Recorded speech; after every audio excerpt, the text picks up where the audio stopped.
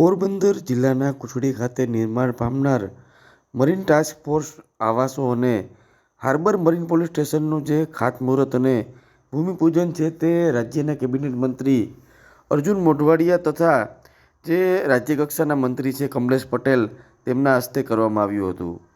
મહત્ત્વની વાત છે કે આજે સમગ્ર જે કાર્યવાહી જે છે કામગીરી છે તે રૂપિયા 13.62 કરોડના ખર્ચે આ જે પ્રોજેક્ટ છે તે સાકાર થવા જઈ રહ્યો છે. જે અંતર્ગત કુચડી ખાતે મરીન ટાસ્ક ફોર્સ માટે આશરે 10.62 કરોડના ખર્ચે રહેણાંક આવાસો અને હાર્બર મરીન પોલીસ સ્ટેશન માટે રૂપિયા 3 કરોડના ખર્ચે નવા જે ભવનનું નિર્માણ છે તે કરવામાં આવશે.